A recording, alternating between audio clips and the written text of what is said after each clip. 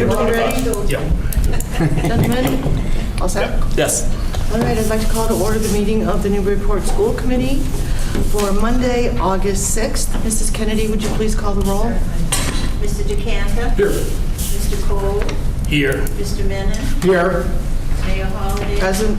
Mr. Hawkins is absent. Mr. Reardon? Here. And Mr. Callahan? Here. Thank you. Could we stand for the Pledge of Allegiance, please?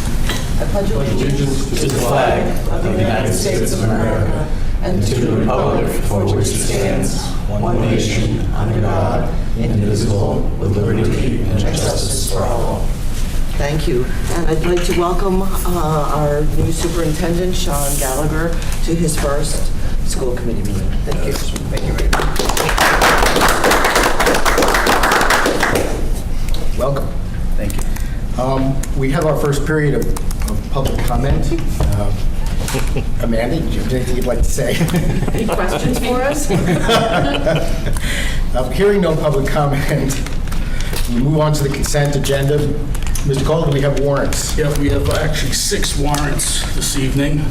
Some for FY18, others for FY19. I'll start with the FY18 warrants first.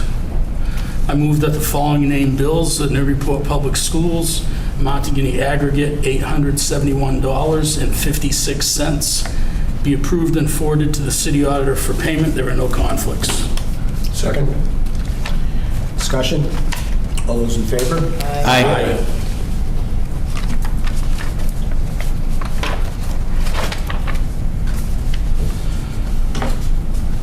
The next warrant, I move that the following named bills of the Newburyport Public Schools amounting in the aggregate $19,445.30 be approved and forwarded to the city auditor for payment. There are no conflicts.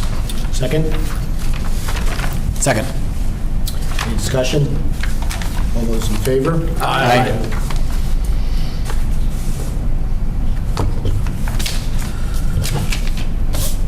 The next warrant, I move that the following named bills of the Newburyport Public Schools amounting in the aggregate $176,573.13 be approved and forwarded to the city auditor for payment. There are no conflicts. Second. Any discussion? All those in favor? Aye.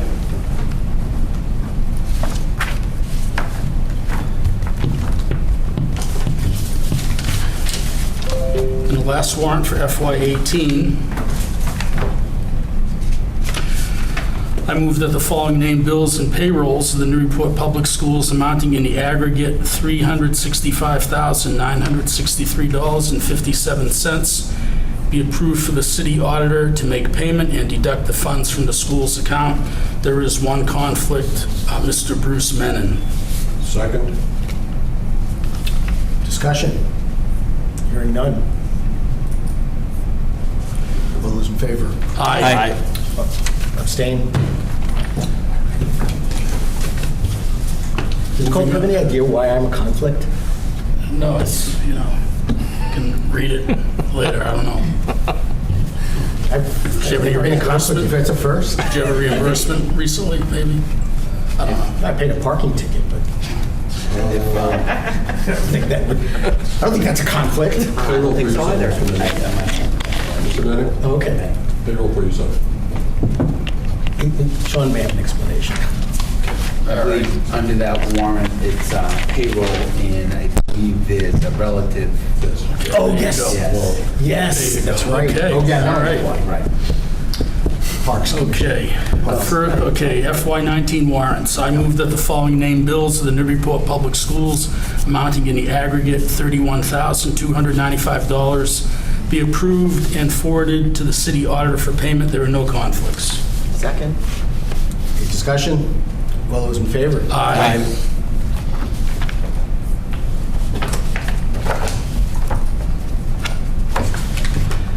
In the last warrant for tonight, I move that the following named bills of the Newburyport Public Schools amounting in the aggregate $547,001.80 be approved and forwarded to the city auditor for payment. There are no conflicts. Second. Any discussion? All those in favor? Aye. Thank you. Part of the consent agenda, we have a set of minutes for the 6/18/2018 business meeting. Do I have a motion? Motion to approve the minutes? Do I have a second? Second. Any discussion, changes? I just had the one, it's not a big deal, but the subcommittee reports at the end, it says superintendent's evaluation, and it says that I said we'll meet in the fall. I'm sure that was for curriculum, CIE instead of that. But I didn't hear that. just the last one, Mrs. Kennedy, on the subcommittee reports, I think that superintendent's evaluation should be the CIE committee. CIE. Yeah, curriculum, So- instruction.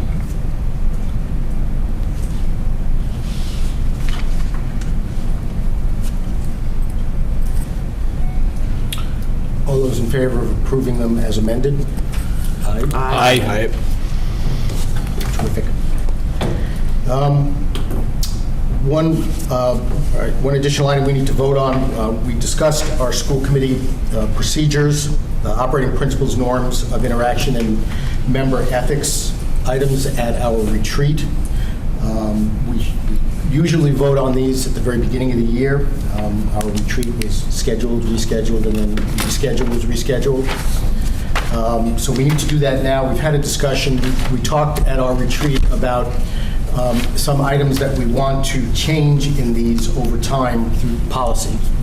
So my recommendation is to approve them as is, with the understanding that policy will start work on those items, specifically around communications. So do I have a motion? I guess we should we vote on them as school committee procedures, all three, or individual? Yeah, we could do that. We could vote on all Okay. three. School committee procedures are the operating principles, member ethics, and operating norms. Do I have a motion to approve? So moved. Do I have a second? Second. Any discussion?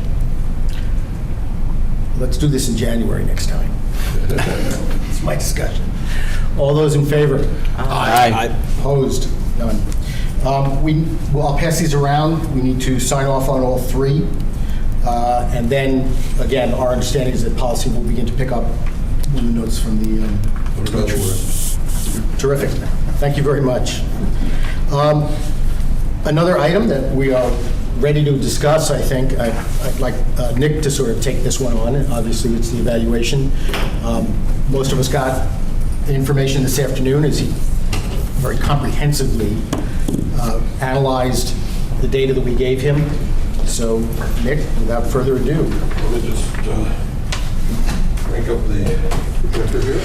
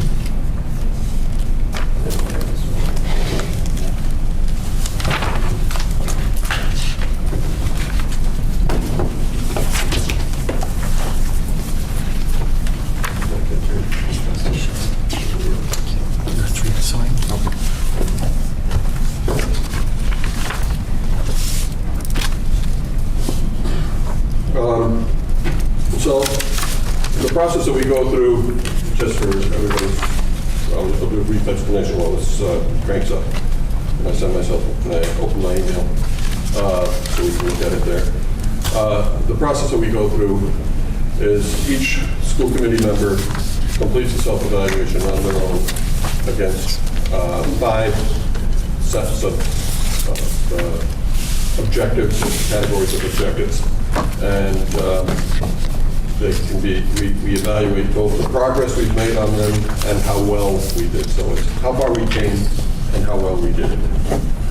So each one of these scoring areas has 2 scores, one for progress and one for the quality of the information. So, just get into.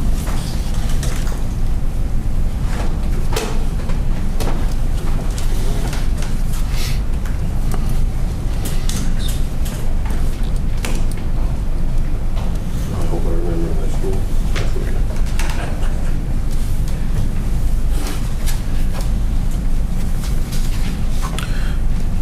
Sean, after Nick signs, if you would mind taking that back to the office and have Kathy hold it till Dave is available to sign, Yes. then we can get it all done. That'd be great.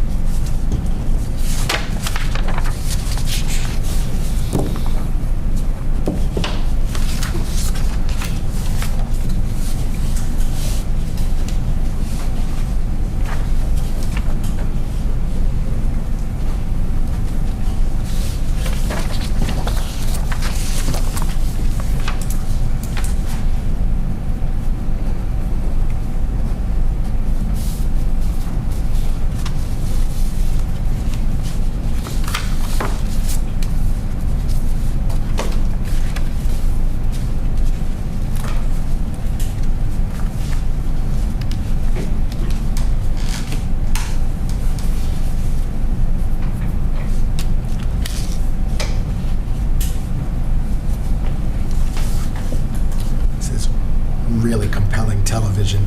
Can't defend my Google account. Why can't I defend my Google account?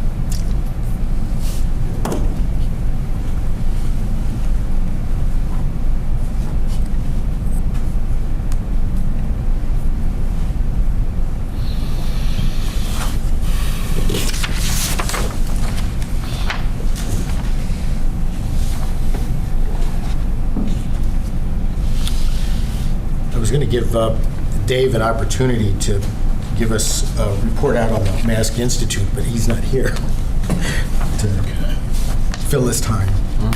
Did you get to go, Sean? I didn't. Okay, so Dave was away.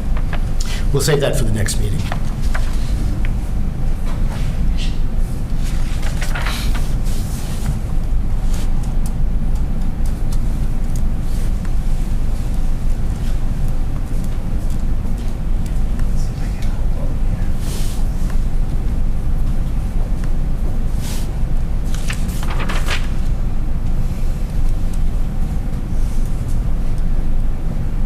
Password. So we can report this on the password.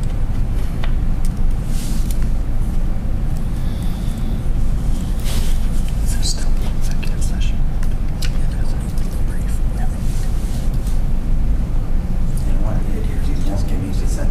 That's all right. I've got the password. Okay.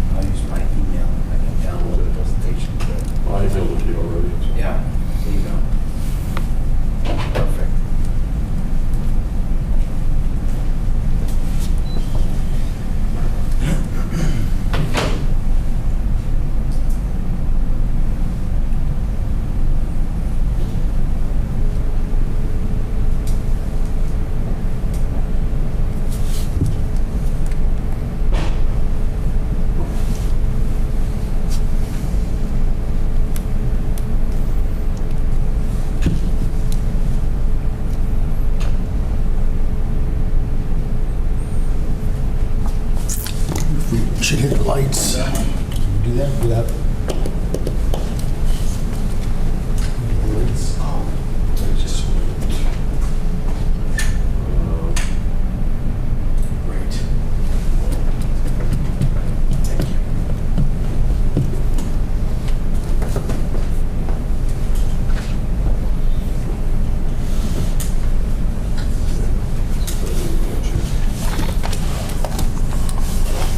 Okay. Snaps out. Yeah, down, yeah. And then she goes PowerPoint, right?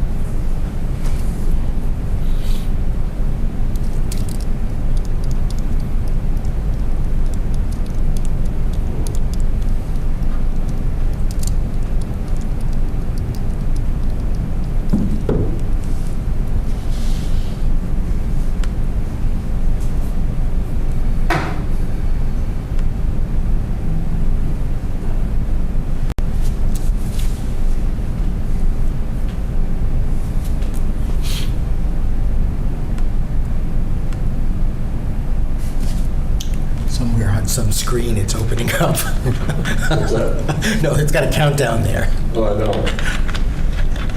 9 seconds remaining.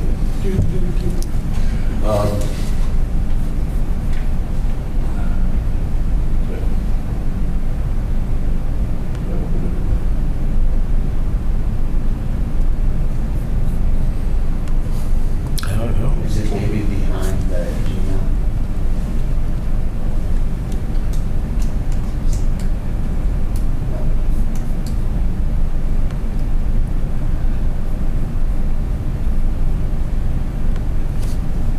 Oh, there we go.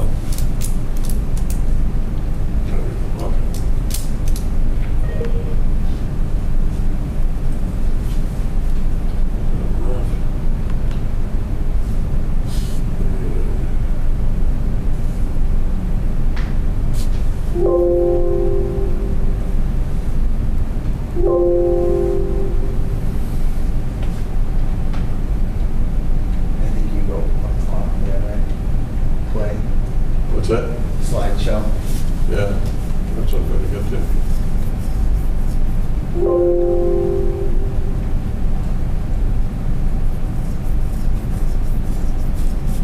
See if we have one.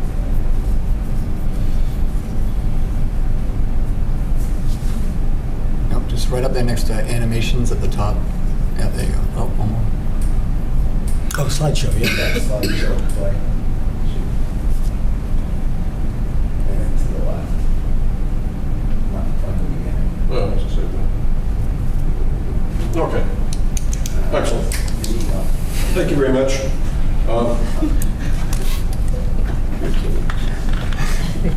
It does say resume slideshow. Let's see what happens when you click that. This is fun. This is like a treasure hunt.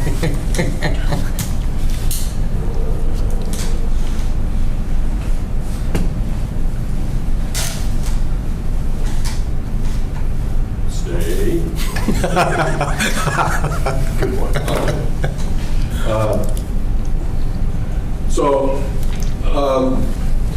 As I mentioned earlier, our goals are aligned with our district goals. They fall into the categories of curriculum assessment, families and communities, professional culture, teaching all students, management and operation, and our operating principles, which is the part that we already voted upon earlier today, and we will be editing as we go forward. I have color-coded it. Did not meet, comes in blue. Some progress is dark blue, significant progress is, it's dark green, light green for significant progress, yellow for met, and gold for exceeded. So, when it gets to performance, which is a 4-point scale as opposed to a 5-point scale, just because, Desi likes to do things inconsistently. We have blue is unsatisfactory, green means improvement, yellow is proficient, and exemplary is gold. So our overall progress. We came together this year. We tended to vote very similarly versus other years. Other years we've been at different ends of the extreme and a lot in the middle. Now we're pretty much consolidated in the middle. As you can see from our overall progress of the assessment options that we had, we scored ourselves as meeting our goals in 15% and scored significant progress in 24%. So we're on the significant, we still have about half of it that we rated ourselves as making some progress in, on 60% of it. That to me is sort of a score that we can certainly raise. It's, yeah, we got started on things, we did a little in them, but we didn't do as much as everybody had hoped for. So this raises some questions. First, are we focusing on the things that really matter? Secondly, are our goals clear to us all? And do we have the information we need to be effective? If we have that information, there's no reason we shouldn't be able to get everything else up a notch to at least the significant progress level and the net level. Overall performance, primarily proficient, pretty much proficient all the way around. We're consistent, and we are more consistent about our evaluations than in previous years. Overall, we rated ourselves as needs improvement at 43% of our goal rating opportunities and proficient in just over half. So even here, there's an area where we all recognize that we've got work to do. So the questions here, what specific things do we need to do to correct the areas that need improvement? And, okay, this is one of the things that I did here on this presentation is I kept some work that we had done last time, which probably we should, I wanted to keep it here to help us frame goals moving into this next academic year. From a school committee point of view, ensure the district has the direction and resources to meet community and state expectations. What does that mean to us? Well, it means that we can clearly articulate where we want to go. It means that state standards are okay, but community has higher standards, and we need to make sure we address those. That we provide a contract that unifies schools and the community, which is the strategic plan in a sense is our contract with the community. The direction must be unified, and the direction must be consistent and consolidated. And then we set clear priorities within that.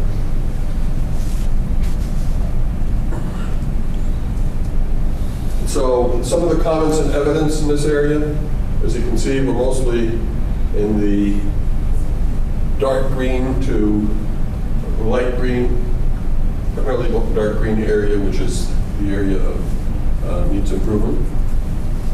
So we need to, we talk about the fact that we're generally meeting expectations in the community, sort of on a broad scale basis. But we need more and better feedback on curriculum-related issues, such as the principal's reports that we got this year. We felt that was very good, but we need it in other areas as well. And there is more that we need to do to address the expectations of the community. Going into families and community, what does the goal? Let me read the goal. As representatives of families and communities in the district, the school committee is charged with consistently listening to, processing, and responding to family and community feedback. Again, progress. This is an area that across the board we've had some progress, but in performance needs improvement. 6 out of the 7 of us recognize that this is an area that needs improvement. And that's very telling. So what does the goal mean to us? Consistently listening, closing the feedback loop, consistent response, dialogue, attendance of meetings, and engagement with the community. We need to be more active on social media and the right social media. This is something that Dave and Brian and I were talking about at the retreat. We got into a discussion about that. Consistently and creatively participating in school events. We need to be visible. I think we've done a better job of doing that, but I think there's still more work that can be done. Some of the comments that you have, In this evaluation, this is an area that needs our focus. 6 people talked about that. And we specified improvements in all areas of communication. Proactive communication, 3 people mentioned. Listening, 2 people mentioned. Responsiveness, 4 people mentioned in their comments on communication. We also had comments that suggested that suspending rules to allow for open communication has generally been helpful. Nick, if I could just, this sort of speaks to not the narrow band of communications, but our relationships with the entire community. Yeah. Okay. Communications obviously is It's a big piece of it. the highway that allows that to happen. The link.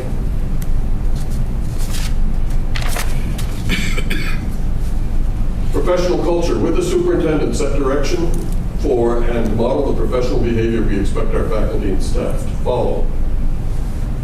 Again, what does this mean for us? We're expected to show up. If we want our faculty to be participants in the education and take an active role in it, we do. Having a good teacher contract, a good feedback loop from teachers and staff. I don't think that quite has been as effective as teachers give us feedback and we reply. I don't think we've had that loop. The new teacher evaluation is not so new anymore, but it's, I think, an important part of that feedback loop. How do we model professional behavior? Are we responding quickly and consistently? Are we taking action? Are we transparent in our deliberations and our actions? Do we collaborate with each other? Are we prepared? One of the comments that was in there, but I'll say it in a second, was, we shouldn't have to call somebody on the phone to get a piece of data that we need in the middle of a meeting. You need to be prepared better to be able to answer them. Comments and evidence of how we're doing on professional culture, which we're doing okay on. Performance, we've got 4 of us rated ourselves high and 2 at 2 different levels of green. One of our new school committee members didn't feel confident enough to answer on that question, and that's perfectly okay. We value your input and hope to get it soon, but I think this still gives a good gist of where we stand. Good deliberations about important topics. Are we talking about the right things? And are we having good deliberations about them? Don't take things personally, and the flip side of that is don't use personal examples. I think they're both related there. Presenters need to be better prepared for meetings to be able to ask questions or answer questions. I think that was the point where somebody made the point about picking up the cell phone and calling people too often in the middle of the meeting. The initiative at the high school and middle school to engage students in their own IEP planning is an aspect of professionalism, of taking that professional level to the next, one step farther. To take advantage of opportunities to grow and take on more responsibilities at the high school. When the restructuring negotiated there, in the last contract actually takes effect. That whole aspect of the management of the high school, I think, will be, again, evidence of professionalism that through our negotiation of the contract and everything we help lead. Sean, if I'm throwing things out there that you say, what the heck is he talking about? Stop me.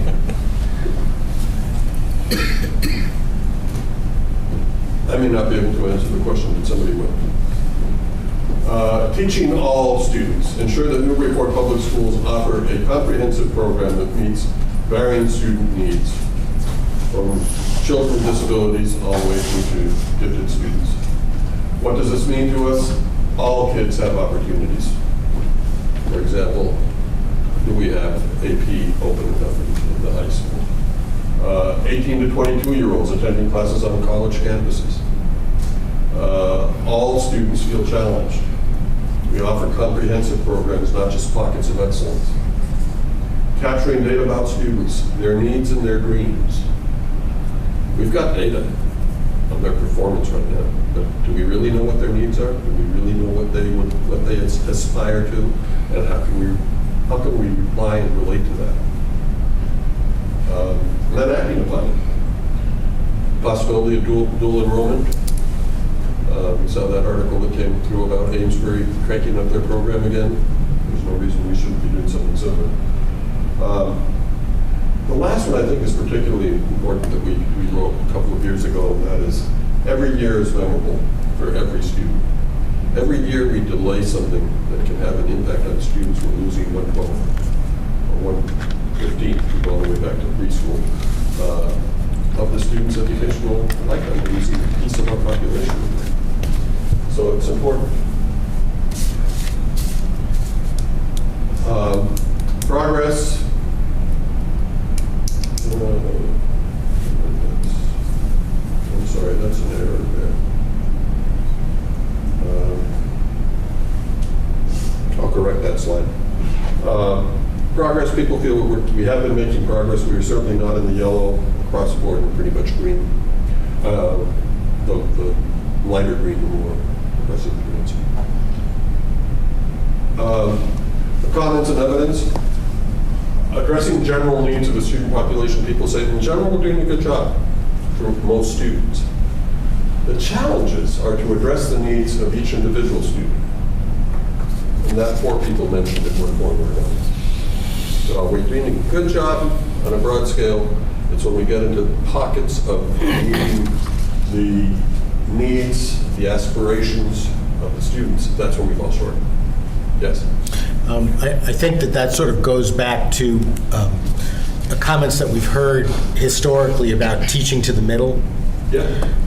That we do a decent job of teaching to the middle, but we've got kids at both aspects of need. But I would be careful about that characterization, because while I think generally you're correct, there's a lot of needs in the middle for specific students that we're probably not meeting also. You know, and we're doing a better job of it. We have a need for students regardless of where they like to play, the girls who like to play ice hockey. Okay, so we've got the cooperative program with basketball. They're playing ice hockey with basketball, or swimming with Triton, whatever it may be. Just in athletics, that's one area. That doesn't necessarily play to the 2 extremes. And that's not only where we're trying to reach. I think this applies across the board, and in some cases to specific populations in the middle as well. It's a fair point. Okay. How can we see that our directions and our ideas are getting down to the kids in the seats? I thought that was a very interesting comment that came through. Means we have ideas, we have discussions at our level, we have discussions within the strategic plan, but how do we know and what do we need to know to make sure that it gets down to the kids in the seats?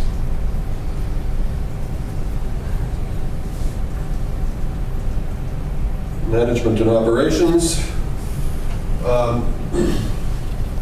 So what it means to ensure that the city provides district with the resources, financial, personal, facilities, and supplies. It needs to deliver state and community standards and expectations. In general, people think we're doing a good job on this. We're proficient. Again, the whole area of progress is just some progress. We haven't made as much as we want. So what this goal means to us is being able to do the things we value as a community in our schools, to communicate the value for our programming so as to ensure appropriate budgets, operational effectiveness, get the best bang for the buck, maximize money going back to the classroom.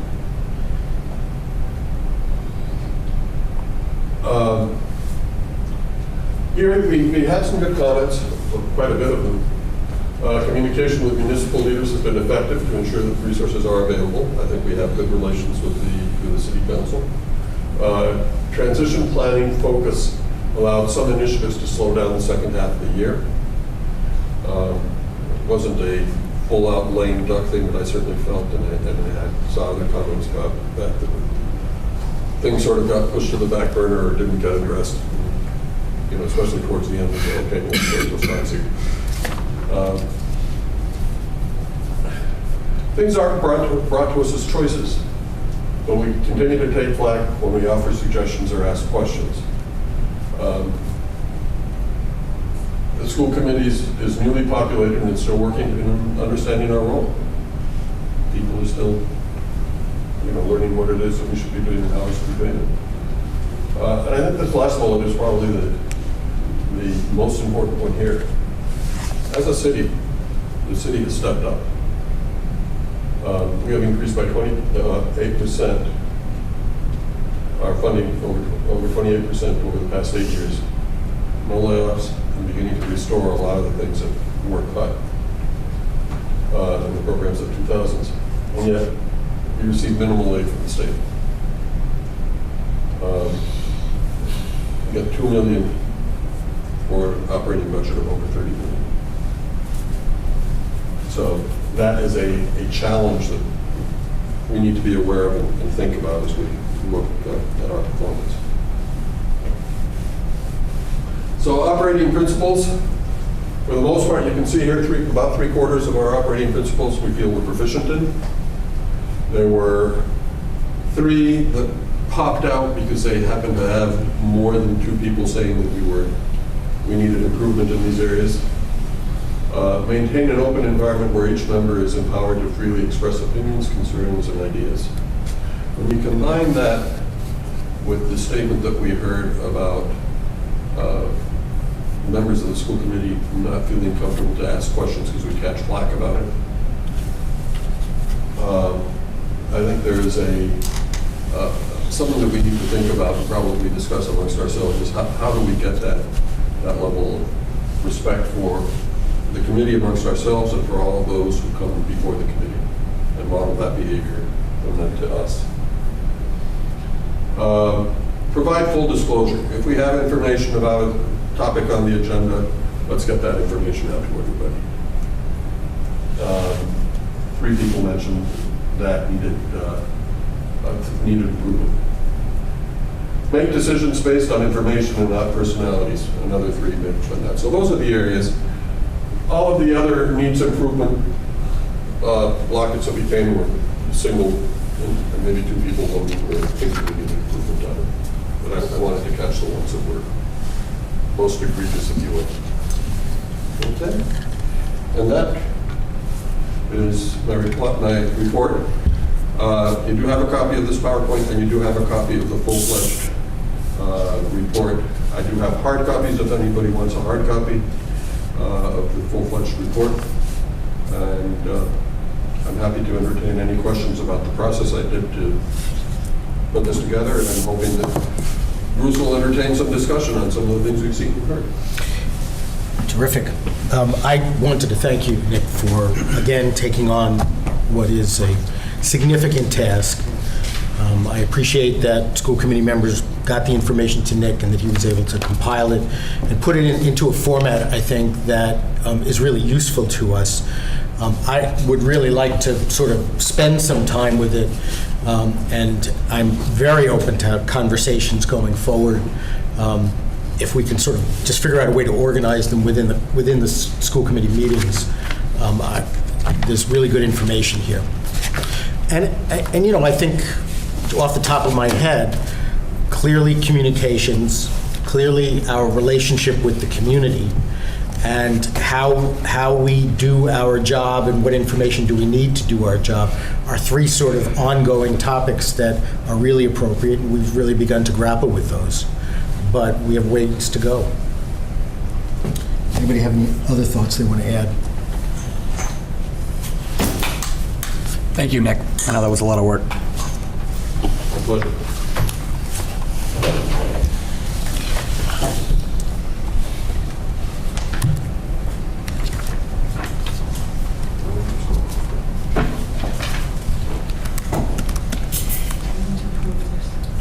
Do we need to approve our evaluation? Steve? Yeah, you can. Sure. If someone wants to move it. I'll take a motion to approve the self-evaluation report compiled by Nick. So moved. A second? Second. Any discussion? Can I say one thing?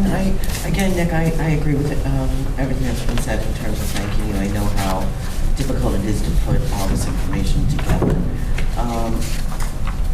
I just don't want us to be in a situation where we close out the file and then all of a sudden we're looking at it again next June to start our evaluation again. I think the momentum that information that came through in the retreat is information that, I'm not sure how we move forward at this point. Do we maybe try to do a pre-meeting before our meetings once a month to try and keep the dialogue going on some of the things we talked about? Or we pick one of these topics or one of these areas and sort of go through it in a little more detail? I just really want us to move forward on these and not keep having the same circular dialogue. I think it can happen. I know our schedules are busy, life is busy, school's starting around the corner. But even if we identify 3 that we want to really focus on, maybe the ones that we scored ourselves, like communication, and really kind of focus on that, even put a smaller ad hoc group together. I'm not sure, but I don't want to lose this and come back and have a lot of the same comments reappearing next June. I think there's something else that we might do, and the format in which we do it, I think, is any one of these would work. We're at a point at the beginning of the school year. We do not have any school committee objectives that we've really agreed on at this point. And maybe using this as a foundation to put together our objectives for this upcoming school year. In terms of people's comfort with information, I found that evaluating it on the school year basis seemed to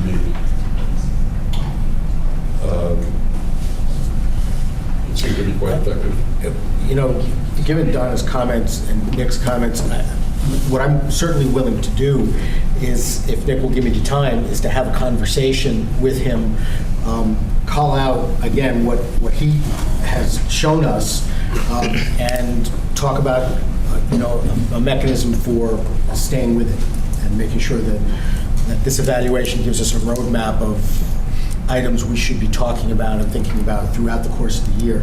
I think Donna's idea is a pretty interesting one, to meet a little bit early before probably our second meeting. The first meeting we have joint ed, but the second meeting could potentially be an opportunity for us to get in a half an hour early and begin to have dialogue about this topic. And I think one of the nice things about that is really the things we need to address fall into some very focused buckets. So if the group is okay with that, then I'm certainly willing to do that if Nick will give me the time. Yeah. Sean. From the superintendent's report at the end, I was really going to talk about the retreat, and a lot of these themes came out of the retreat, which also we're going to be tying into, I think, daily operations. So, we were talking about Community Resources Committee, starting to formulate that, where communication is going to be essential. And so I think, I'm hoping within a short time, you'll see some of these areas to be addressed from myself and central office, and together in a collaborative way with our leadership team and with the entire school community. So, I feel the retreat for us as a committee was an excellent day. I think it kind of gave me a focus areas on how we can make improvements, especially throughout the community, family and community engagement. And then we also tied that into our district leadership team too. I think we're all, from the district leadership to school committee to my office and myself, we're really sharing a lot of the same values and goals this year. And, I think it will be ongoing throughout this year, and I'm hoping the committee members will see an improvement in those areas too. So, but I will touch a little bit more on my superintendent's report in that area. But I want to thank Nick for all his hard work and kind of pulling all that together. Thank you. I'll set up a meeting with Nick after this meeting is over and report out by the next school committee meeting. I'll ask Nick about when we should have meetings of this nature. He's going to say Saturday morning. It's okay. If he's catering. That's right. I hear he makes a good breakfast. I'll be there early. We do have a vote on the table here. If there's no further discussion, all those in favor? Aye. Opposed? Okay. Great. We have a number of items that are sort of catch-up items and updates from the spring to the summer that Sean is going to give to us. He and I kind of went over a list of things that would be really good pieces of information for us to have. So Sean, I'm just going to turn it over to you. All right. I think we're on item number 6 right now. Is that correct? Yeah. So, and some of these items also came out of our retreat too, collectively. Just an update on student body, the census, and numbers that we have right now. Just so you know, we rolled over the new Aspen, so it's the beginning of August, and these numbers will fluctuate, but it's what we have right now in the system. Pre-K to grade 3, we have 621 students enrolled. Grades 4 and 5, we have 326 students enrolled. Grades 6 through 8, we have 540 students enrolled. And at the high school, grades 9 to 12, we have 795 students, and that also includes the students in our specialized programming. So that's a total of 2,282 students at this time in the district. I can also provide, that's going to be an ongoing fluctuation, but that's pretty much generally where we're at right now. The August 20th meeting, those numbers, could change as the closer you get. My experience, the closer you get to the start of school, people registering and transferring in. So The official date that DESI uses is October, is that correct? yes, yep. October 1st is the finalized for the fall numbers. But for us, and scheduling and school and transportation, we'll be looking at the end of October, our database through the Aspen. So, Sean, in terms of our projections, how do these numbers line up from what was projected? Are there fewer, more at any particular grade? Was there any bubbles that you saw? yeah, and I think as part of the agenda, we're going to talk about the kindergarten enrollment. But typically, from first grade and kindergarten, with students moving in, so there's typically, looking at some of the trend data, we're usually around first grade, we could bump up to 10 to 12 in first grade coming in, because you also remember that some of the Newburyport families and other families didn't attend kindergarten in Newburyport public schools. They were private schools, and now they're coming into first grade. So those numbers could climb. This kindergarten we're right on the bubble of adding additional staff. Typically, you probably will get some more kindergarten students enrolling. So those are numbers that we're looking at. But I think we're going to probably be in this ballpark of the numbers that I gave you, 10 to 15 students more, possibly. But it's not 100 students coming in or anything like that. So, Thank you, Sean. And you want to talk to us, give us a little bit more information about the kindergarten position? Sure. Enrollment. And I know Superintendent Vaccaro, I think in the June meeting, she also touched base. They were looking at those kindergarten numbers with the potential over the summer, possibly hiring a new staff member. So those numbers have increased. They haven't dramatically increased, but it has brought our enrollment, the class sizes up to 19 in a class. And so we're kind of looking at some of our options right now, a half-time teacher or a full-time teacher, but working with Principal Sullivan, I think that, we'll know by the end of this week what direction we're going to move. And you all understand the ages of kindergarten, first grade, second grade, and third grade are essential, especially with balanced literacy and reading comprehension.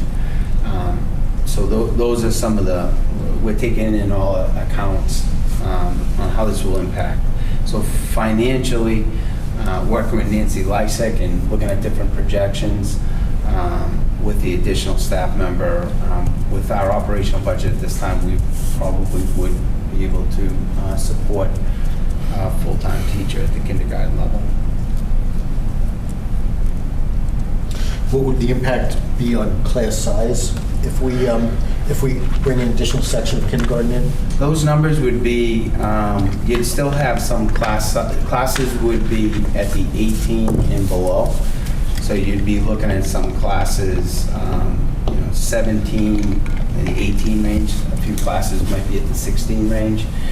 The one aspect is if we're at the end of August and these numbers were pretty steady, you wouldn't see, we still have 3 to 4 weeks of enrollment. So additional kindergarten students, by keeping it right here at the 19 and 18 level, with the numbers that we have, we're saying that no additional students will come in to Newburyport. And chances are, looking at trend data over the last few years, we typically may get a few more students. And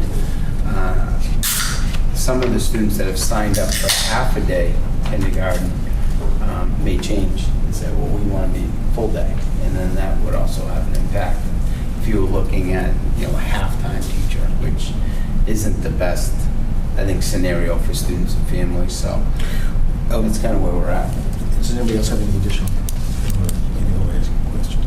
Do you know how many half-day sections we have already? Yeah, so we have, just 2 weeks ago when we started looking at this, we had 6 students signed up for the half a day.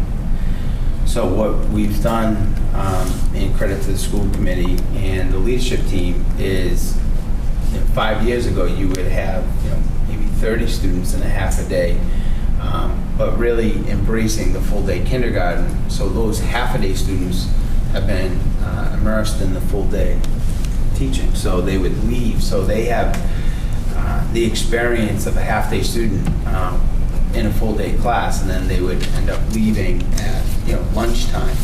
And what's that done, and that philosophy has done, so some families may feel half day is adequate in the beginning of the year, and then their child goes through the full day. And then with the option, let's say the end of September, some of these families say, we'd just like to do the full day. So I think it gives families that opportunity to, if things are going well and their child can handle the full day, it gives them an opportunity to bump up. So right now, 5 years ago, you would have a bigger section of half-day kindergarten. Right now, we only have 6 2 weeks ago, and of the 6, 2 have decided to move into full day. So now you really have 4. That's kind of where we're at. But I'm, listening to some family concerns, also some principals' concerns, fully understanding how critical that introduction to our public school system is. We're leaning more towards the full FTE at the kindergarten level. And, I went through different projections with Nancy Lysek to make sure financially that it's, we're in a good place right now. It's not going to have a major burden on our operational budget. But the new budget just came in July 1st, so. I just have a logistical question. Sure. And that is, you think you'll be making the decision within the next week? Yeah, I think by the end of this week. And that leaves you enough time to be able to hire? Correct. So what we've done in my I put my principal hat on, is we already advertised for an anticipated opening. So the candidates that we called to start the interview process, we explained that those numbers right on the bubble. So this could be a full-time, half-time, or the position may not be there. So we still have a lot of interest. We still have a lot of very quality candidates. We had over, I think, 90 applicants. So we've selected, the principal and the staff has selected some candidates to begin the interviewing process. We didn't want to make a decision of going full-time and then all of a sudden start 2 weeks behind school start. So we're in a good place. Right now, it's how we're going to lead forward with the interviews and what that position's going to look like. So we'll know by the end of this week. Terrific. Great. Additional questions? Great, thank you. That's very helpful. Hiring update. All right. So hiring update, as I think we sent off to the committee within the packets, kind of a full staffing pattern. So as you'll see, we have a lot of IAs, instructional assistants, not a lot, a few out there. The staff is fully hired, all the FTEs right now. That's a past conversation on the kindergarten. So after this week, with the IAs that have been processed and that I meet with, and continuing that tradition where I'm meeting with all employees, regardless of the position in the Newbury Public Schools, meet with me, and then we finalize the hiring. After this week, we'll maybe have 1 or 2 positions of IAs, and by next week, we should be in a good place. We did have 1 resignation on Friday within, it's an English position at the middle school. So what, in my past experience, and I've met with a lot of these IAs that are really certified teachers trying to get their foot in the door. So on Friday with that resignation, we posted internally. I always feel, especially late in the year, if we have someone within our staff, an IA or a teacher that has a certification, it's a lot better to hire within than to kind of go out right now. So we posted internally. We'll do that at a minimum of the requirements of the 5-day requirement and see what we have an internal candidate pool, and then we'll go from there.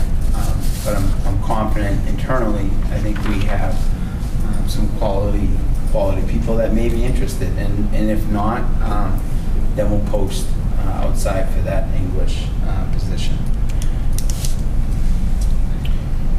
Any additional questions or comments?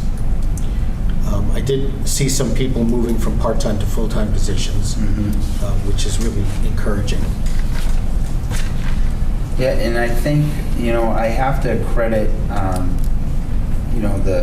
we're talking about a great school system here. So you have a lot of the IAs are certified teachers coming in to be they'd like to get their foot in the door in education, but they're choosing to come to Newburyport. We have 1 driving from Rockport to come here just to be part of our school system. So to me, when I'm interviewing these people, it just shows the pride. This is a place you want to be, and I think that's a credit to everybody in this room, the staff and the principals, creating a great environment to work in. The other comment that I would offer is I am delighted to see that we've hired a full-time social worker at the Bresnahan, and I think that the committee would really love to, at some point, meet that person and hear from them. So I think It really ties into the strategic plan, PBIS, social emotional learning. These positions are needed to support all students in the public schools, and this is, as you said, Vice Chair, this is a great step in the right direction. Terrific. Thank you. Yeah, that's a question. I had a couple. So, the special education, this is someone who's on leave for this next year, and we haven't Yes. filled that yet. This, At the Bresnahan, Sasha DeJoy. Is that the one you're? Yeah. Yeah, at the Bresnahan, Sasha DeJoy, we have her doing a one-year leave of absence and don't have a name replacing her. Yes, but I think that's, all of our staffing's hired, so that might be. Just hasn't been filled in. Correct. Okay. So for Because the. that's a concern. Yes, no, right, yes. No, this, when I met with Nancy today, it was really down to IAs, but all of our staffing was hired for the teaching, full-time teaching position, so, and we can provide, for the August 20th school committee, a full update, hopefully it'll be fully staffed. Terrific.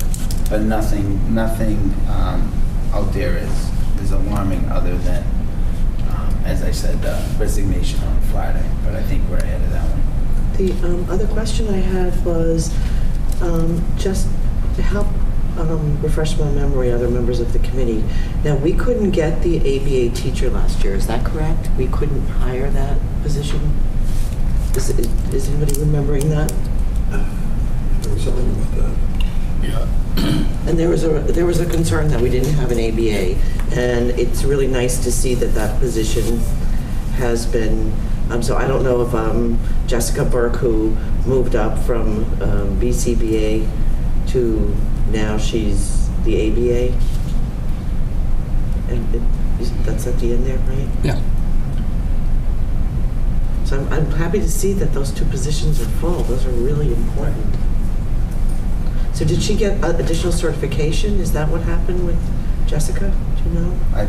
I'll have to find out, but I was just believe so. curious because we probably should start looking at somebody else who might be a BCBA and getting them Exactly. moving up too, because these positions are really hard to fill and they're really important, I think, for our school system.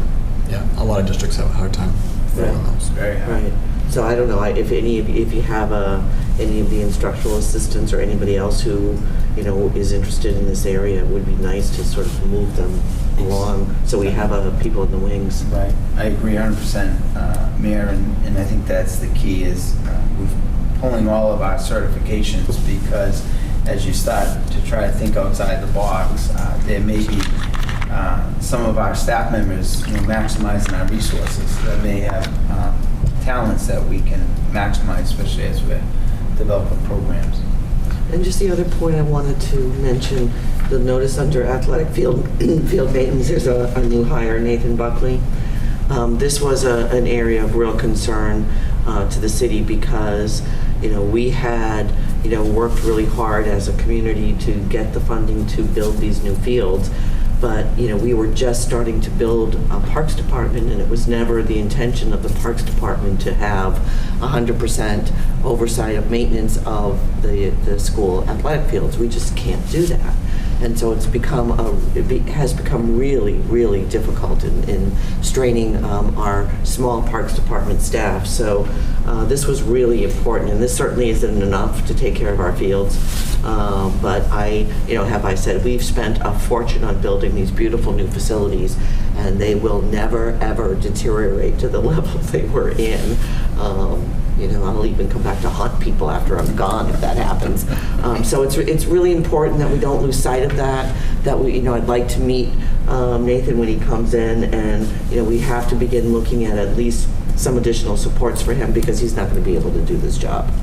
So it's Right. just, this is really important for, the city to be able to take care of 22 parks plus rail trails, and the other part 2 is coming online shortly. So, really need people. This person, I understand that you mentioned, Sean, was from St. John's Prep. So he has a real strong background in field maintenance, which is very exciting. So is he going to focus on the high school? Is he going to report to the principal, or is he going to work? I think it's going Kyle? to be throughout all the schools. Okay. Really a grounds to make sure all the fields. Both baseball fields, correct. the Fuller. turf field, and Fuller. And then That's we've great. also got the high school softball field over at Pioneer, which then we're taking over all the maintenance of the Pioneer fields, which is new as of August 1st too. So, except the softball field, which will be his responsibility, but we'll help. But we've got some work to do in terms of maintaining that. So, I just feedback, information, we need to stay on, all of us need to have our eyes on the fields and make sure that they stay in really good shape. Is it specifically athletic fields or is it grounds? He's hired specifically for athletic athletic, fields, okay. and then there's other people who do grounds work. I'm just thinking of the behind the playground over here. The grass was grass for a year, maybe, and now it's dirt. I don't think there was ever irrigation there, so the kids running over it, at recess every day went away pretty quickly. Now it's kind of dusty. I don't know if that was a huge project too. Piles of money. Like up against the building? Between the hill up into the woods and the playground area where the swings are. Yeah. It's pretty dusty over there. Yeah, and this hire also brings in, expertise with landscaping, and so it's, we'll work, obviously priority's gonna be the fields, but Yeah. he has some ideas on how we can make the schools look a lot better. He'll definitely provide some input there. That was part of our interview too. Brian, does it need just more like, mulch or wood chips down there? Well, I think it was probably planted with grass, which was never really going to work very well with tons of little kids running around it. If it wasn't, with anybody's backyard, it's not going to work with a bunch of young people running all day long. So it could be wood chips? It could be chips the whole way probably, and then that would drain better too. Because you're not going to want to spend the money on turf there. So yeah, I think the chips could just go around. Because they've got that surface, whatever that soft surface is under the playground area itself, and then the rest of it. And there's only, 10 feet before the woods? So it could be just that strip. I'm sure that would be fine. Put that on your list. It's on the list.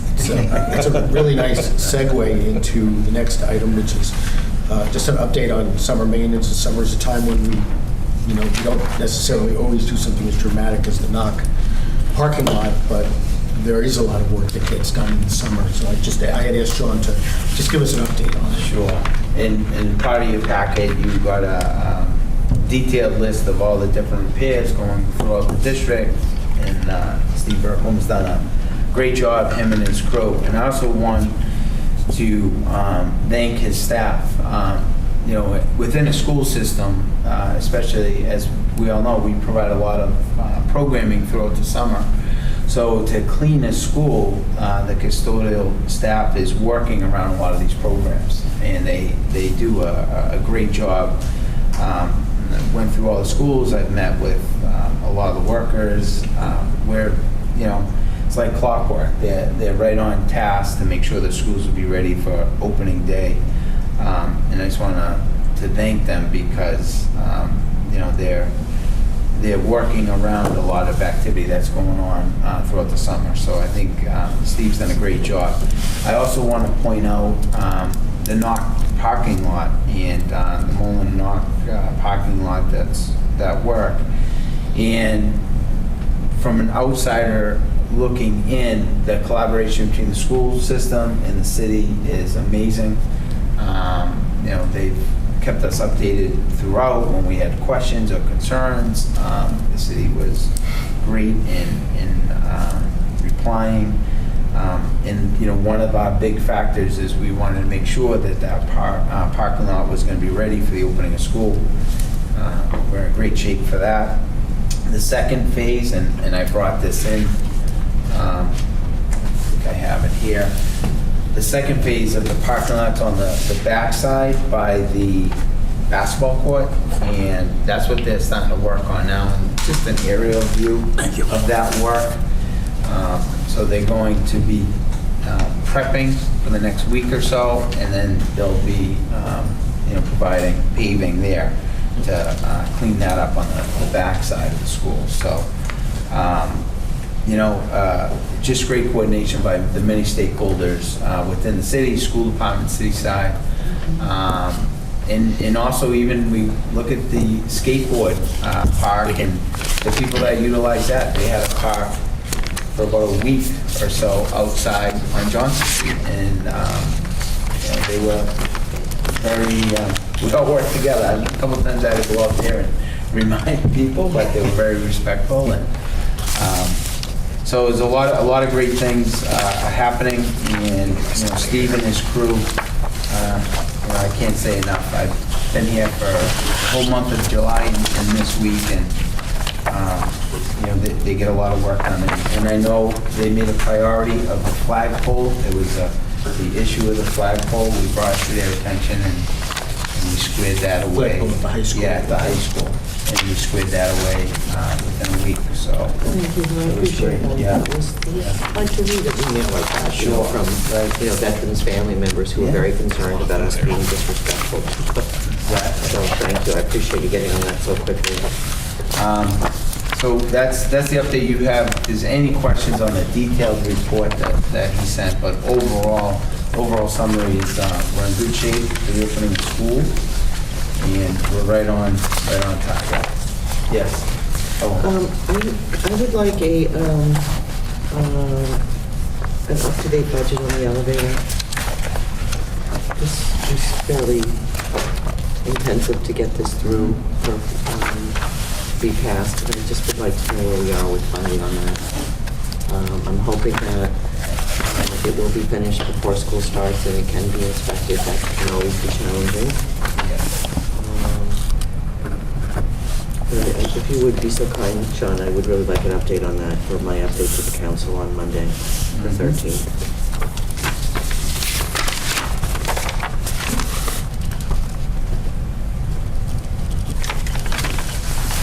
Sean, is access to the, I guess, west side of the west parking lot, is that all from the front of the building, or are they going to be using that path onto Toppins Lane to do repairs? from the, so on the left side there, where you Yeah, first see. Yeah, so there's a walkway between there and Toppins Lane. Or are they going to be moving equipment through that, or just on Low Street into the lot itself? I think just on the Low Street to the lot, but I can get clarification on that for you. Sure, one of the items that just to make a note of, when they were finishing this project, the repairs to the building, I noticed that close to some of the door entrances, the leveling of the blacktop or the concrete there was not good, and there were like significant puddles there, which, since there are exits and entrances to the building, they freeze over and kids get hurt. I brought that to the attention of the contractor at the time, and they said they were going to deal with that. But in the work that's being done now, we just want to make sure that the pitch is such that we're not going to get a buildup of ice. Just something to make a note of and pay attention to. And those were on those side doors. That's where the problem was. On this side? On the side, yeah, where they're working. I don't remember exactly which entrance it was, but it was really notable. It was water and ice, and it was a pitch issue. Okay. The high school? No, this was the middle school. Oh, the middle school. Middle school. Yeah. So the entrance to where the superintendent's office is? That No, on the other side. The On the other side, The other side where they're working here Right. was where I saw it. Okay, yeah, all right.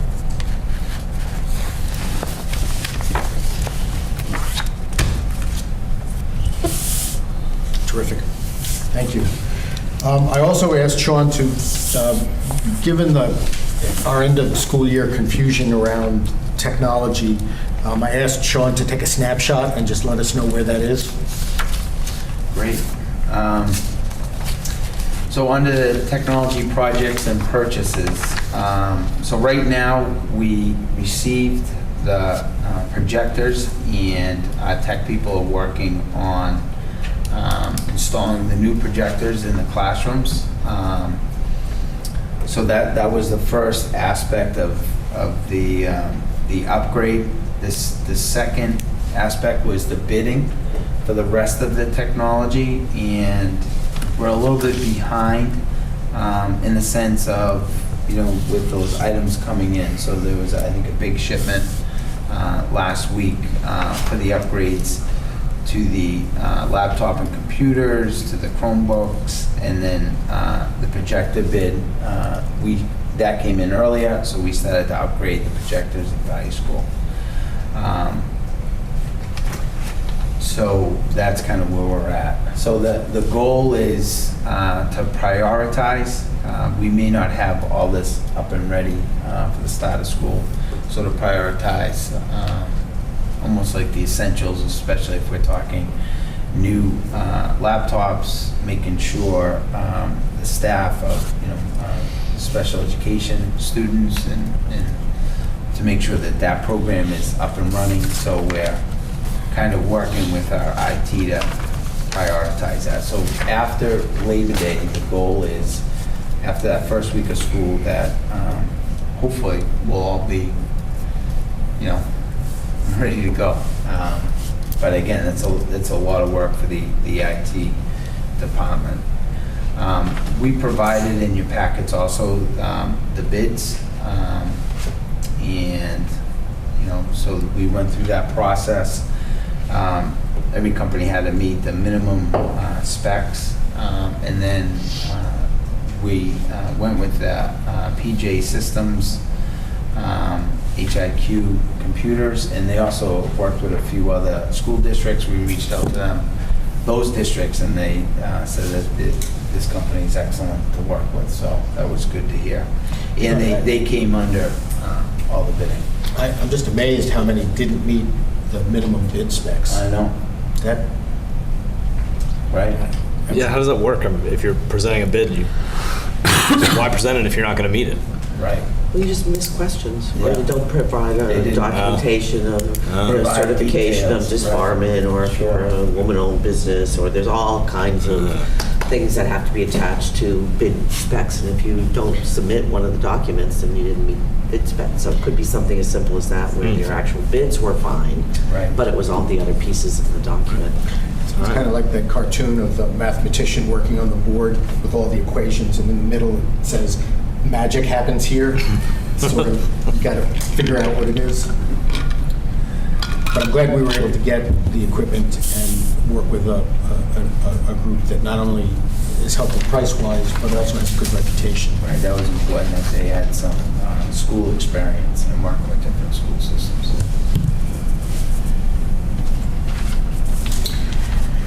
Great, and update on international students and school choice. Yes. So I think this is one area when we're looking at potential for additional funding and is the Educations program. So right now we have one full year student from Italy, and we have a half year student coming to us from Brazil. This is a great program for a couple of reasons. One, it provides additional funding to the school district, but it really, I think, enhances diversity. When you can develop an international program where you're receiving 10 to 15 students every year, it just has a great impact on the whole school community. So that's one area with Mr. Wolf that we're looking at, trying to promote this program a little bit better, not only for us with the host families here in Newburyport, but also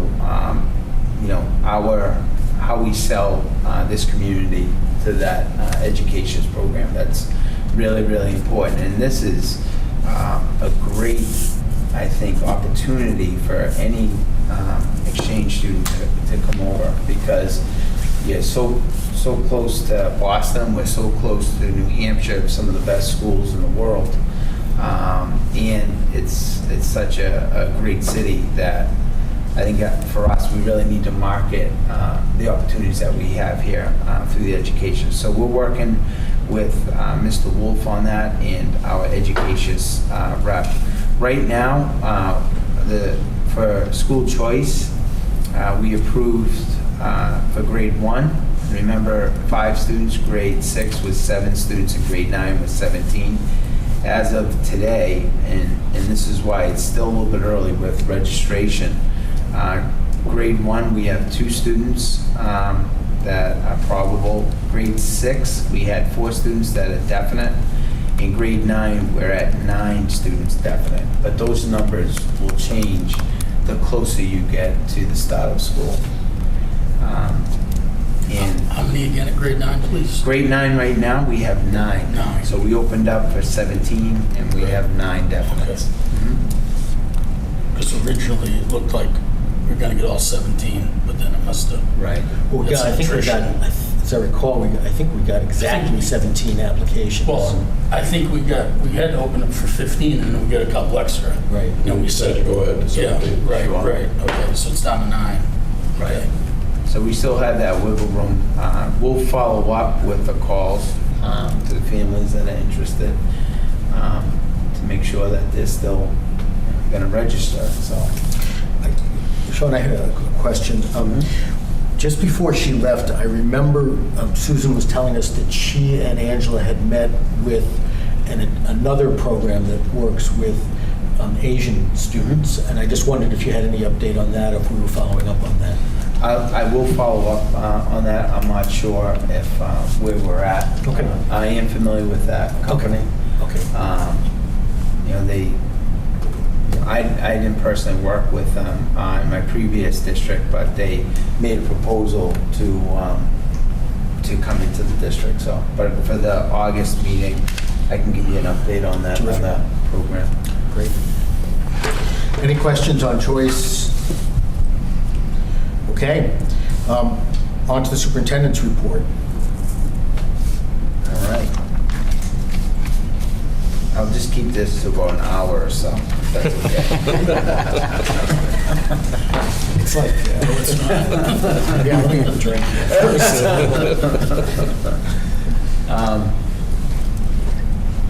Well, it's been a great month for me. Being as I said, growing up on the North Shore, growing up in Salem. A lot of my teaching and administrative career was Salem and Beverly. So we did a lot of work with the Cape Ann League, and Newburyport was, just very familiar from the outside looking in on the great tradition, the great pride here within the community. So being here for a month, meeting, starting my entry plan, meeting with a lot of different stakeholders, that pride to me is like coming to life. And it was really capped off with Yankee homecoming. I was fortunate to spend a couple of days here, as a dad, and brought my daughters up here, and we went to the concert there. There's a famous band member from Newburyport who was playing Thursday night. I'm just teasing the mayor here. It was great, and just to see the generations, 3 generations, all coming together. My daughters and I walked around, and my daughter, who's a freshman at American University, said, Dad, this place is awesome. And I'm like, I know, I haven't made a decision yet, so everyone still likes me too. So that was a good thing. But no, we left there as a family, and I think I'm experiencing kind of what I knew was out there, but being part of this community has been really great the last month. So I'll go briefly through some of the highlights for the superintendent's report.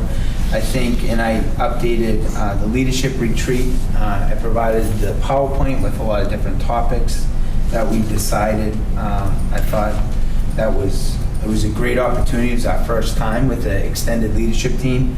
So we really focused on team activities, really defining successful teams, norm building, and really tying our day into best practice and strategic planning. Because sometimes as managers of different aspects within a school system, you get focused more on the managerial piece, which is very, very important. But we're going to focus on the teaching and learning piece. And I think the leadership team was really excited about that. And we did a lot of activities to really, I think, bring us together, prioritizing the best instructional practices, and then really tying that strategic plan into our goal setting. That's going to be our focus in August. So that was excellent. Did you get any feedback? Yes, we did a survey. So I have the survey results. They were extremely positive. I think the focus for us as a leadership team after that one day was excellent. And norms are going to take time, and I always believe, actions speak louder than words. So sometimes you can put norms up on the wall, and and not lived by them. So for me, as a superintendent, it's really setting the example of expectations and just working with this great leadership team. As I said, we're ready for greatness and just really bringing people together. And that was really our focus. In August, the superintendent's report, I'll update some positive things that have come out of there, some action steps that we're going to be doing together as a leadership team to put teaching and learning as the focus of our mission this year. The other piece is we received through the DESE. I think we were lucky. I don't know if we drew a short straw or not, but so we were one of 15 communities in the Commonwealth to be selected for the district review and monitoring, which is under Chapter 15, Section 55A. So it's an annual review of the 6 different areas of a school system. They look at district best practices. So this is going to be a comprehensive review for us. They'll be analyzing our leadership and governance, curriculum and instruction, our assessments and data collection, human resources and professional development, student support, and then financial and asset management. So all of the 6 standards of a district will be going under comprehensive review. So we received the letter mid-July. We reached out to the DESE. We, again, a designated liaison to work with them in the district. But I'd like to table this in the sense of when I get more information on what this is really going to look like, I'd like to present to the committee so we're kind of all on the same page. But it's probably similar to it's a NEASC report, it's a coordinated program review audit, all tied to one, along with a financial audit. So it's one of the more comprehensive reviews that you'll see. So I'm always the glass is half full. I have an entry plan. This is going to provide a lot of my data for our entry plan and presentation. But the good news is last year you had the program coordinator review, coordinated program review. So a lot of that information when you're looking at student support, that section of this review, we already have at our hands. This is luck of the draw. This is not. Yeah. It's not because they're concerned that there's a problem. They just randomly pick 15 Correct. districts. They do it. They do it every year, and I have the other districts. I didn't want to mention them because I'm not sure if they talked to their school committee yet. But we're one of 15, and it's throughout the state. So there are some North Shore schools that were also selected too. And I have one more question. Sure. With this review, what is the outcome? What's the product of the review, and what does it mean to the district? So it's really, they're going to come in, we'll be providing a lot of documentation. They'll be doing on-site interviews. They'll be looking at our documentation, and then they'll kind of give us a report on district best practices. We always talk about best practices in teaching, best practices for administrators. So this is operational from, for the 6 standards, operational best practice and kind of where we stand. The one piece with this, it's a great review for us, but there won't be any corrective action plans. So if we are in an area that we need improvement, they allow us, they give us that information and then allow us to make our own improvements. And you're not under a mandate and you're not under a corrective action plan. So with that, that's kind of the benefit. It gives us a lot of information on where we need to improve. Just one more question. Sure. Is this one of those reviews where they're going to interview school committee members as well?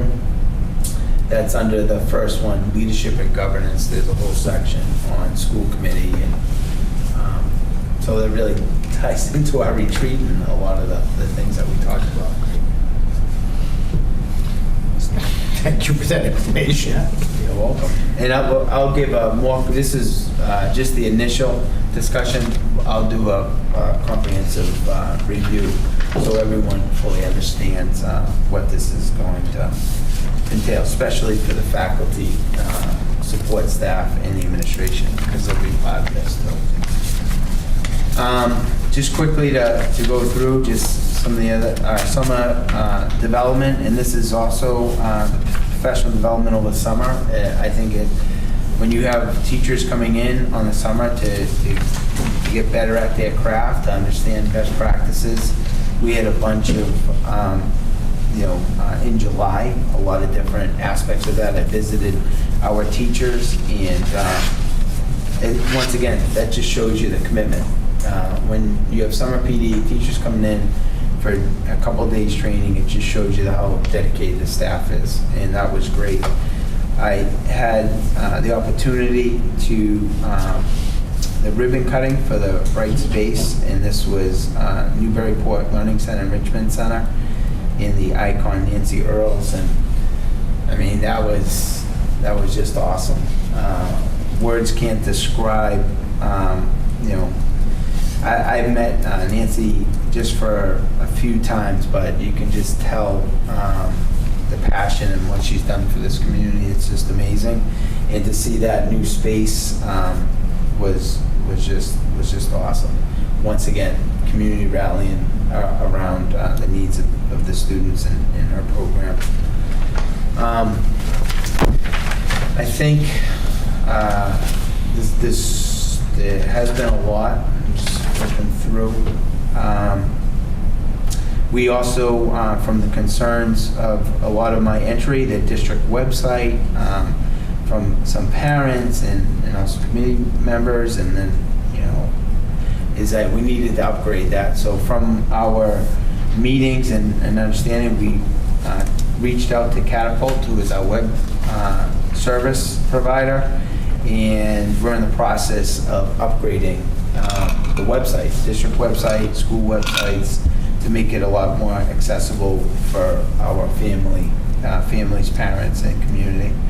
So that was great, and attended many meetings and community meetings, the NEF, a lot of their meetings this month. I went to a class of 50s reunion with Steve. The food was excellent, and I'll tell you, it was great, because then I went home and I talked to my parents. My parents graduated in the 50s. My dad's a big Everett guy, so when some of the people we were talking with, they were talking different sports, and I could throw the Everett teams back in the 50s, and we made some connections there. So that was wonderful. I started the superintendent's induction program, the Mass Conference down in Mashpee, and I'll tell you the ultimate piece of that is the networking with all the different superintendents. So as we hit challenges as a district, I believe I have some great resources, some great superintendents that we can reach out to, get advice, go to see other districts, and how they deal with that. And I met with different parents regarding special education issues, CPAC, and I'm going to continue those meetings. And it's been a great month of July. The past 4 weeks, I can't thank the committee enough. I can't thank the community enough for welcoming me into this community, and I think we're going to do some wonderful things together. So just one side note on the Tuesday, as we were looking at the calendar, Tuesday, September 4th, I think that's primary election, and I think we have a conflict at the senior center. I guess they use it on that date, so. To vote, yeah. It's voting. And before, I'm sure it doesn't tie into the superintendent's report, but I figured while I had the floor, we'll throw that out there, right? Housekeeping. We have held individual, single meetings. We've held them at the library at the high school and at the library at the middle school. are two places where we've done it. We also have room 118 that we used to meet in up at the high school. So I would just ask you and Kathy to find us and then let us know where the meeting is. I mean, I think there's availability if we wanted to move the date, but I'm not sure if you all have that in your calendar to that I'd rather Wednesday. move location than date. Okay. Yeah. Especially I'd with Move the rather location. Rather than location. Location. especially with the start of school Sure. happening, you know. Right. So we can do that. Yeah, if Kathy could just find us a spot, that would be great. Excellent. Before, let me just sort of give you the rest of the meeting here. We're going to hold off on Dave's report. He went to the Mask Institute and really got a lot of interesting information about a couple of subjects that are very germane to us. We will do subcommittee reports. I want to have just a very brief conversation that builds on a conversation Sean and I had about community engagement and sort of what next steps after our professional day. And we will have a short executive session to meet under Purpose 3 of the state guidelines to discuss strategy with respect to collective bargaining or litigation. So we'll be asking for a motion after we've had our conversation and set a few dates for meetings going forward. Subcommittee reports. Do we have any subcommittee reports? Can I just say something Sure. before we finish with Sean's report? I just wanted to say thank you for your first Friday report. That was nice. I assumed all of us were very pleased with. I like the organization. I like the way it was set up. I like the information. I like the dates. It's really good. Thank you. Thank you. you're welcome. And for your first one, I thought I was like, this is good. This is really good. Yeah. Thank Anything you. you can do to keep the honeymoon extended. And keep your We are on committee it. informed. We really like We are it. So on it. nice job. That's Thank you. Terrific. Sean, maybe you can talk a little bit about some of your past experience. One of the conversations that came out of our leadership meeting had to do with communications and social media. And Sean and I have had some conversations about sort of embedding that in a larger conversation so that that's part of a bigger conversation about how we engage the community and how the community engages us. And maybe you can just share some thoughts about that. Because that's sort of bigger than just newsletters and Facebook. It has to do with building relationships to get internships and senior projects and all kinds of stuff. So Right, and yeah, so I was very fortunate to, as a building principal, I'll go back to some of the initiatives that we were successful with. For example, our senior internship program. So we mandated a 4-week senior internship program.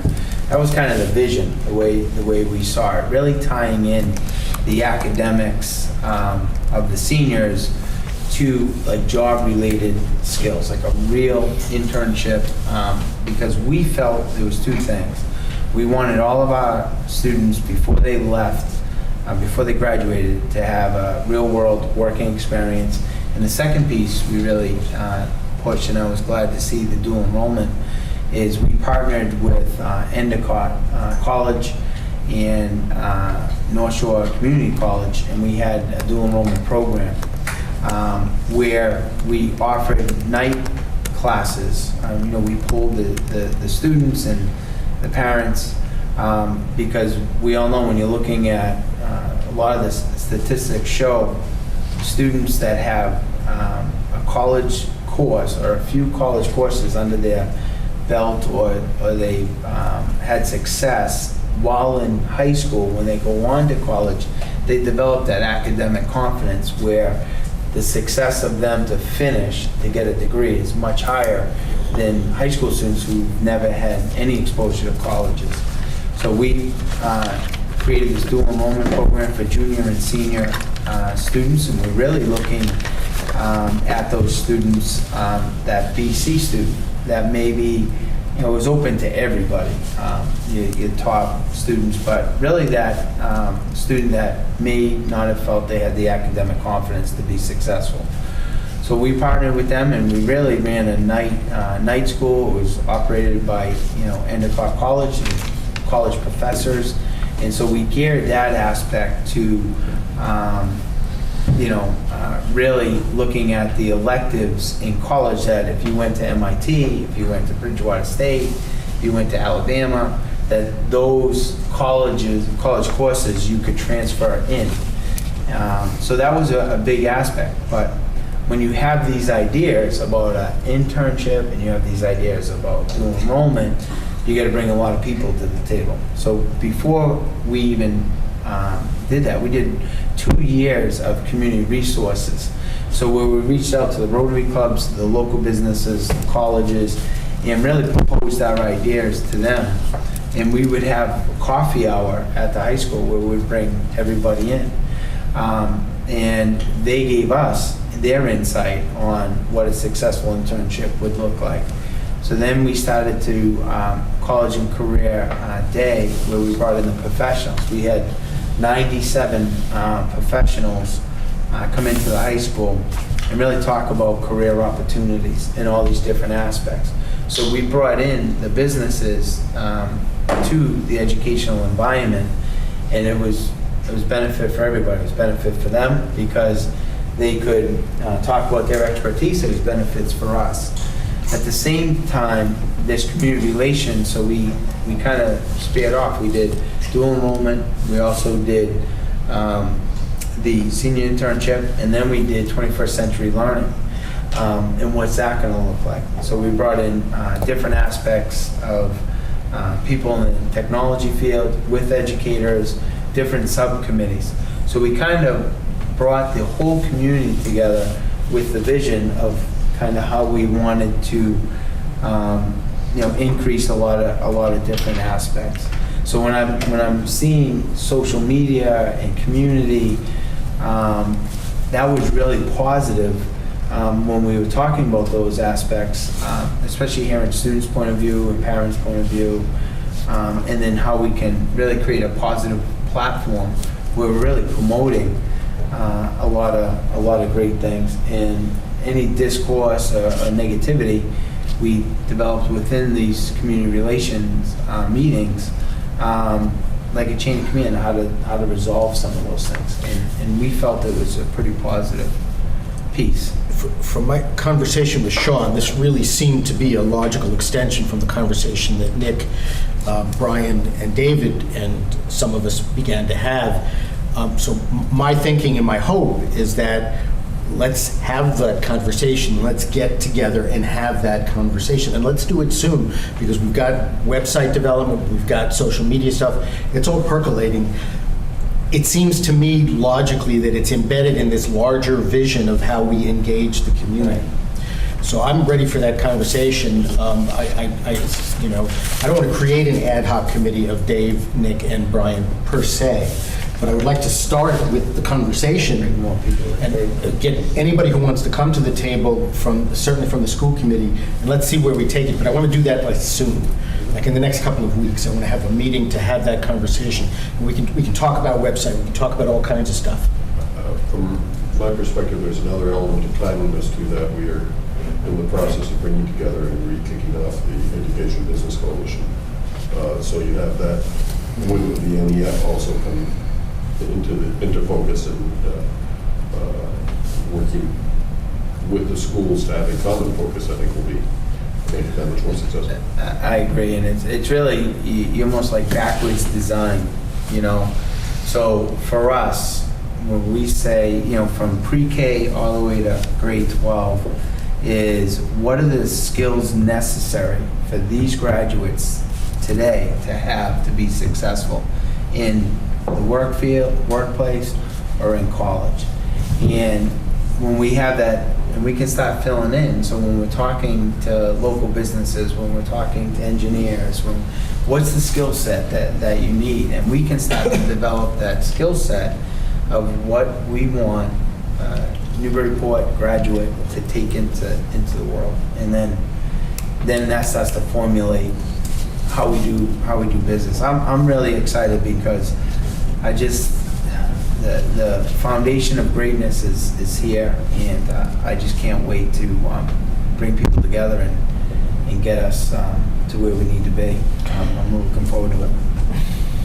Let's take out your date books, folks. Let's set a date Sure. for a meeting to begin the conversation. It's obviously something that would need to be posted. It's okay if you don't want to sit in on the first meeting. If you do, that's great too. But does anybody have availability next week, in the afternoon or evening?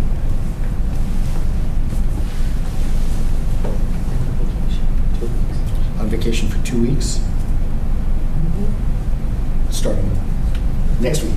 Well, after the city council meeting on the 13th. Okay. Oh boy, I hate to wait, but You know, it may be, because as we open up school, we can start bringing, you know what I mean? It may be something you might want to wait till school opens. And then, especially on the school side, the school personnel side, this could be something as part of the opening day, how we're looking to bring people together. Just a suggestion. that sounds fine. I just think we should have a conversation. Well, We should have a conversation Sure. amongst ourselves Sure. about how we want to see an initiative like this roll forward, Right. how it ties things together. Donna, you're out to the 24th, Yeah. is that what you said? So, Those 2 weeks. I mean, I'm here next week, and I've already been pulled into 2 meetings. I'd really not like to have to be pulled into a third. I'm really trying to take a little bit of time off. all right, how does the following week, what does the 27, 28, 29, 30 look like for people? Anybody around? That's fine, that's the first week, right? School's the 28th. School, yeah. It's the first week of school. Yeah. Yeah, it looks like we're going to have to do it then.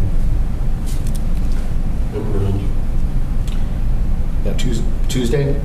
Brian, you around? First day, sure. Is that a full day, the first day of school? It is. I would maybe either Wednesday or Thursday. Wednesday? I would look at. Okay. Okay. Wednesday, the 29th? We'll meet 5 o'clock at this conference room at the central office. 5 o'clock on the 29th. I'll talk to Sean, look over our notes from our leadership retreat and from our retreat, and get an agenda out to people. It'll just kind of be a conversation to really begin to frame this initiative. We'll even take notes. Terrific. Thank you. So I just want to make sure I remember I'm meeting with Nick. We'll set a time before we go to go over the evaluation, and then we have this meeting. Terrific. I need a motion to go into executive session for the purpose of discussing strategy with respect to collective bargaining or litigation. So moved? Do I have a second? Second. Can we have a roll call vote, please? Yes. And we will not be returning. We will not be returning. The motion was to discuss strategy and what? To discuss strategy with respect to collective bargaining or litigation. And we will not be returning to open session.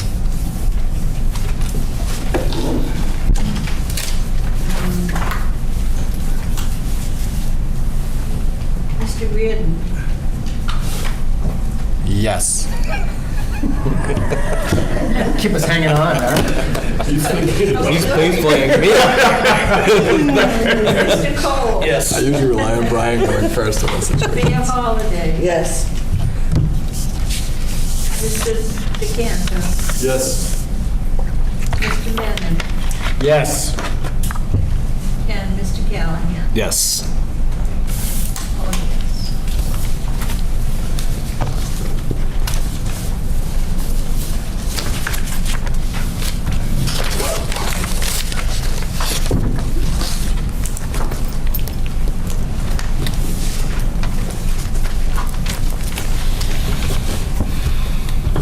Who did the motion to go in? Mayor Holiday did, and Nick seconded it.